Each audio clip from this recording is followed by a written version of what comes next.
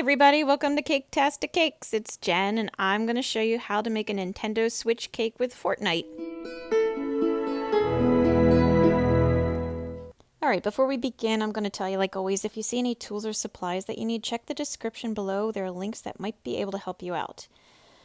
Okay, so I have a Switch, or I should say my sons have a Switch, and I measured it and kind of got the idea of how big the side Joy-Cons are to the center part. And I took my cake, I just made a flat old rectangle cake, and I'm measuring out to kind of give it the same kind of proportions. It turns out Switches are a lot longer than I thought, and they're like 9 inches long or something, and my cake was like 10 or 11 inches long. It was like really close. But if you do make a cake, you're going to have to make it skinnier. Keep it nice and long, but you see I ended up cutting off a portion on either side just to make it skinnier. And I'm taking my knife and also cutting off the corners to round them off a bit. The red and the blue that you saw me roll out nice and thin, that was fondant, because that's what you cover cakes with. It's nice and soft and flexible. And I rolled it out. I cut one side to make nice straight. And I'm lining it up with those marks I made on the cake with my knife that I had measured out before. I am using my pizza cutter there to trim off the extra fondant. And I know that they sell, fondant cutters and such, but they are basically the same thing, and this was in my drawer, so I didn't have to go buy a new one. I am using my fondant smoother there just to kind of round it off a bit. And yeah, there you go. So I had to add some icing to the sides because I tried to shortcut it. It just wasn't working. And the fondant wasn't sticking to the cake properly, so I added some more icing to the side there. That's why it looks a little different. So anyway, back to the cake. On the other side, I added the blue, because I'm going for the blue and the red Joy-Con Switch console. And I have just laid over the two sides, as you can see there, trimming off the edges, and I feel like I just made myself like the French flag. So yeah, if you got a nice little, Bastille Day celebration you're heading for, consider this cake as well. Alright, now I'm using some black fondant here. I'm measuring it out so it will fit between the red and the blue on the cake already. I had measured it, the cake itself, and I put some marks on the fondant using my piece of wood there to make a nice straight cut. Lay it over your cake oh so gently, and then ba-bam, there you go. And if it doesn't match up quite right, it's okay, because fondant is very stretchy and smushy, so you can stretch and pull and tuck and whatever you need to do to make it fit. Okay, now moving on yet again. I printed out the word Fortnite from I found it online, just to Google images of the word, and I printed it to a size that I liked, and I am trimming it out on gum paste. I'm using gum paste for these letters because I don't want them to stretch or smush, and gum paste is nice and firm. I use it for the decorating, so it's my go-to thing, as you may have noticed over all these videos.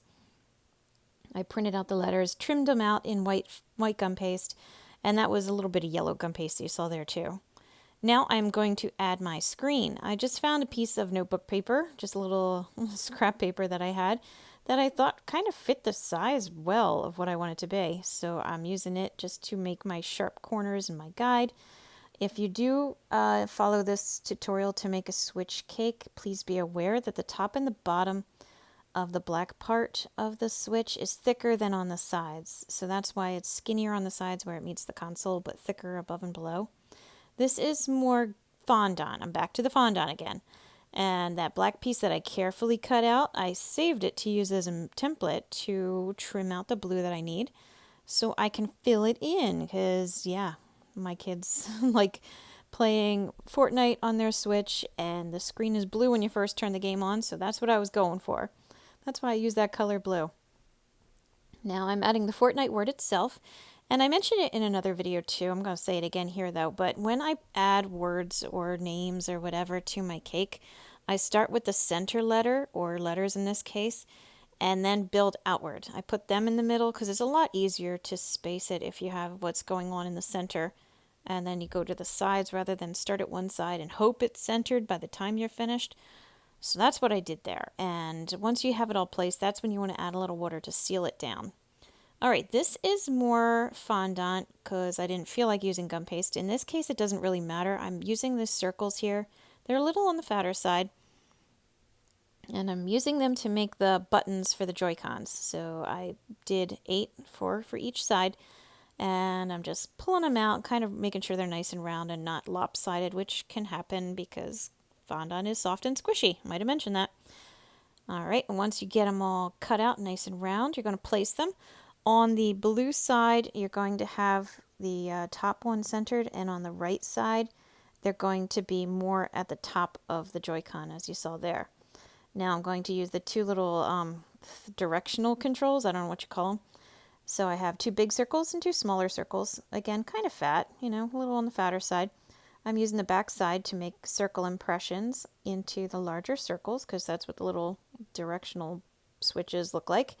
There's a little bit of a notch on the top, bottom, right, and left side on the outside ring. That's what I'm doing. I'm using the back of my knife to make little pressure marks so you can see it when the light shines on it just right.